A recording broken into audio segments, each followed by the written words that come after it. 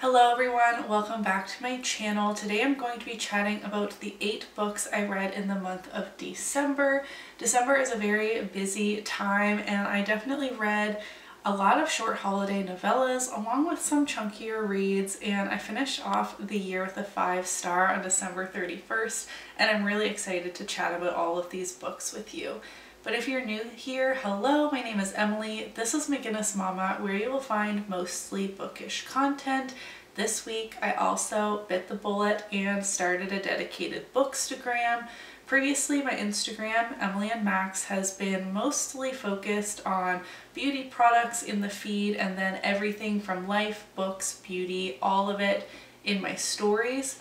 I have now made a dedicated bookstagram so that I can start making reels and posting pictures of my books, and if you are interested in following me over there, I will have it linked below. It is my romantasy era because I feel like I'm definitely in my romantasy era and it's a focus I want to have in 2024.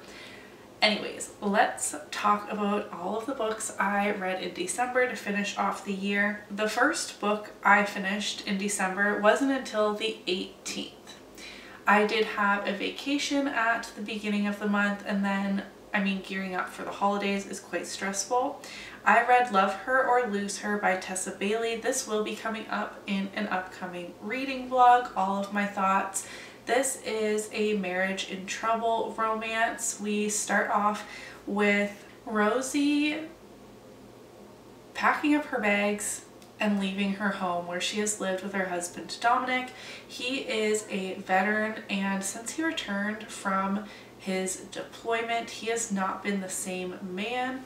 Rosie stuck by him for many years trying to get him the help he needs, being a support at home, and she just can't take it anymore. She can't take any more of his silence. He pays her literally no attention, no conversation, except for once a week. They have a specific day of the week where they get down and dirty. There is still sexual passion in their relationship, but literally zero communication, zero romance. And they decide to go to couples therapy. I ended up giving this book 3 out of 5 stars, and it was feeling kind of like a 4-star read. I really liked the marriage in trouble trope. It's the first book I read like that, and it's a trope I want to explore more in the future. It's really interesting to see a couple who is so in love and has been for a long time, things are falling apart, and see how they can piece their relationship back together. There was a big conflict looming over our main characters' heads for the entire book, a big secret, and it doesn't come out until 95%, and that's okay. And it was very much not okay, at least in my opinion. I then read The Naughty List by Ellie Mae McGregor. This is the second book by this author I read, and I really liked both of them. I gave this 4 stars. It's a very short Christmas novella at only 59 pages, and in this we're following Kate, who is a single mom, and it's her first Christmas where her kids are with their dad for Christmas, so she's just in her feels, very lonely. She's just passed out on the couch in front of the Christmas tree and just wishing that her little ones would wake up Christmas morning with her, but that's not going to happen this year. So she's drinking, she's reading a smutty book, as I was, and when Nikolai, who is our Santa Claus, comes to deliver the presents, she ends up waking up, and Nikolai is not the Santa that is seen in pop culture. He is a handsome silver fox, and she thinks she's dreaming, but she's definitely not. This was so much fun. I then completed my ACOTAR reread with Sam with A Court of Silver Flames by Sarah J. Maas. This is of course 5 stars. This is my favorite book in the series. I don't know if this is my favorite SJM book. I have a really hard time picking favorites, but this is my favorite ACOTAR book. I love Cassian and Nesta. Oh my gosh, it was such a great time to reread this with Sam. We are finding that rereads are a little bit tricky to do as buddy reads because we don't have as many things to say as we did the first time around, except for, oh my gosh, did you remember this? I loved it so much this time. Oh, I'm picking these things up, which I missed the first time, that sort of thing. So I'm also excited to jump into some new reads after we finish Crescent City now. I'm not going to really go on about what this is about, but this is about Nesta and Cassian, and Nesta is going through a lot. The mental health representation in this book is fantastic. Nesta's progression is very much up and down like a roller coaster, and I saw some critiques about that. I myself suffer with depression and anxiety, and recovery or like starting to feel better is not entirely linear. And so I found this to be one of the most realistic reflections of what it's like to get out of that as much as possible. So I appreciate this book so much, and it is very spicy. I enjoyed that a lot. Definitely love Cassian much more than Rhysand. I then read Resting Scrooge Face by Megan Quinn, another short holiday novella. This one is 80 pages. It's my first Megan Quinn book, and I definitely want to read more from her. I gave this novella 5 stars, which I feel like a novella, it takes a lot for me to give it 5 stars. So in this, we have 2 Scrooge characters, Nola and Caleb, and they used to date in high school. They were high school sweethearts, but Nola wanted to escape their small town and go to university and do big things. And Caleb was resigned to the fact that he was going to live in this small town forever, and basically said, then you're gonna have to go without me, and broke her heart. Nola's just getting out of a bad breakup and is coming home for Christmas with her grandma. Caleb and Nola are doing their very best to avoid each other. They know they're both in town, but they just can't stand to see each other. Caleb hates the holidays and just randomly decides to like write a letter about how much he hates Christmas, and he tosses it in the garbage can.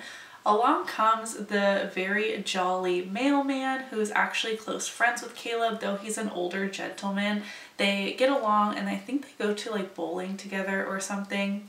And our mailman snatches the letter out of the garbage can without Caleb realizing it and hands it to Nola, and he starts delivering these secret letters back and forth, and they are connecting over how much they dislike the Christmas season and why.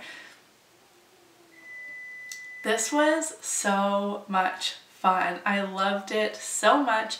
The older, like the grandma and the older mailman, are the cutest humans in the world.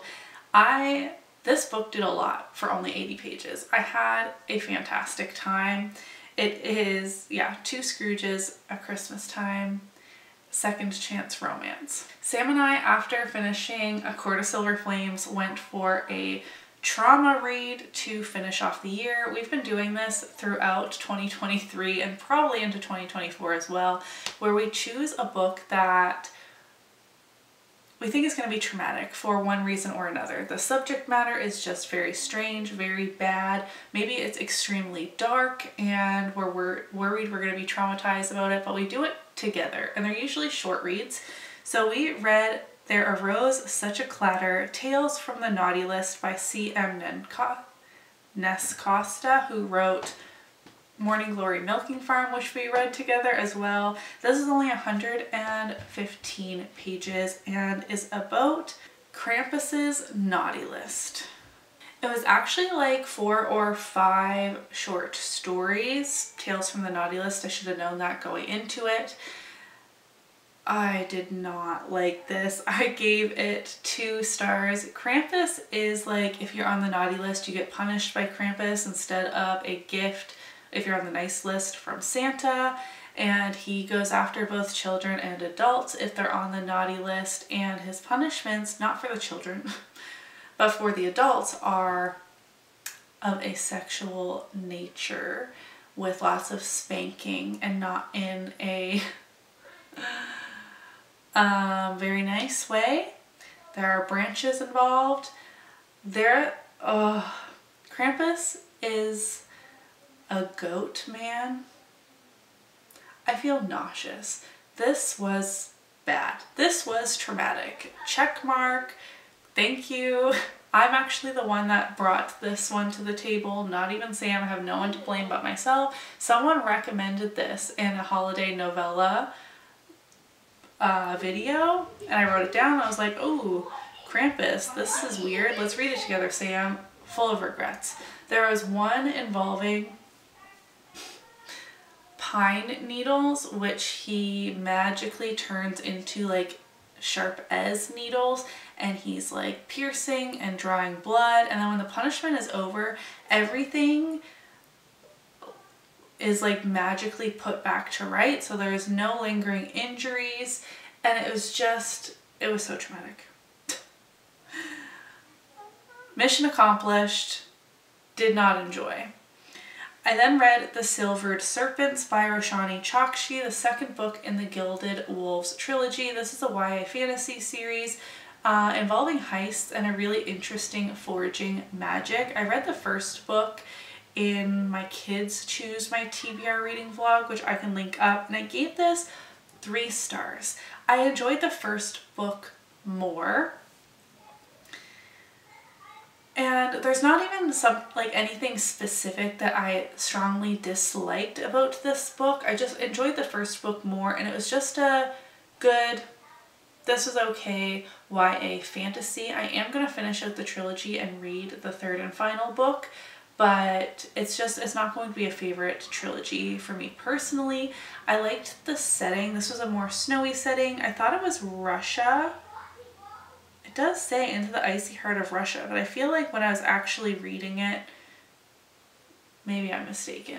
In this one, they're in like an ice castle and discovering the secrets, and there's clues, and it is really fun, but like the big bad was not surprising to me at all in this one. I thought it was very obvious right out of the gate, and I don't know, I can't say too much because it's the second in a series, but I just didn't like it as much as I liked the first one.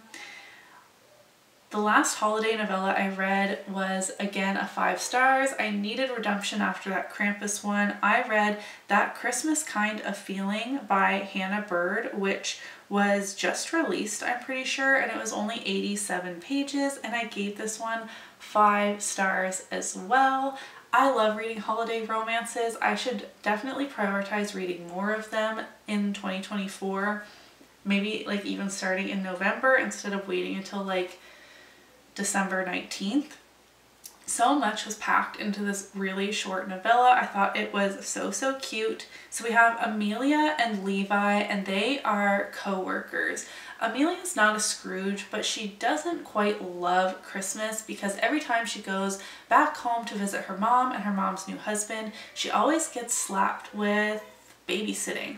Her mom remarried and has much younger twins. There's like a 20-year age gap. Levi is trying to get home to his family, which I put that in quotation marks. If you read it, you would find out why.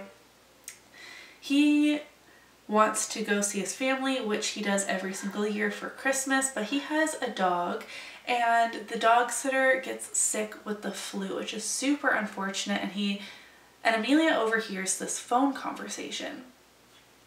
She offers to watch the dog. She has this huge crush on Levi. She thinks getting his good graces by watching his dog would be a good idea, and also it gives her the perfect excuse to not go home for Christmas this year. Turns out there's this huge snowstorm that blows in, and Levi's not able to make it to his family and needs to turn around and come back, and by the time he comes back, there's no way Amelia can leave either. So they spend the Christmas holidays snowed in together, and they have such a cute romance. The flirting in here is top notch. The spicy scenes were fantastic, and Levi's family ends up coming to him, and I loved all of them, and honestly I would love it if Hannah Bird did like a series of standalones following some of the other characters that were in here. I thought this was so good. And lastly, another 5-star to end the year. I can't believe it took me this long to read The 7 Husbands of Evelyn Hugo. This was gifted to me by my best friend for my birthday last year, and it took me the whole year to read it. I knew this was a favorite of like everybody, and when books are that hyped, I get really intimidated by them. I'm also scared that I'm not going to love them. So happy I can say that I do love this book so much. We're following Monique Grant, a reporter who is going to write the biography of Evelyn Hugo, who is a Marilyn Monroe like character, a like superstar from through the 50s to the 80s, and she is notorious for getting married 7 times, and we find out why and who the true love of her life is. The connection between Evelyn Hugo and Monique threw me for a loop, but the story, this was amazing. I listened to the audiobook for the first like 60%, and it was fantastic. It then got returned to my library and the waitlist was super long, so I finished off reading this physically. I feel like I'm at a loss for words. This book was just absolutely fantastic. And now you guys know I'm doing a book buying challenge where I have to read 30 books off my physical TBR, and we're at 1 because A Court of Silver Flames was actually a reread, so it wasn't technically on my TBR. 1 out of 30 before I could buy books again. Overall, I had a fantastic reading month in December. You'll have to let me know in the comments below what your favorite read in December was. I hope to read a ton in 2024 and make even more bookish content for you guys. I'm having a great start to the year. If you did enjoy this video, don't forget to give it a thumbs up so that I know, and I will see you in my next one. Bye!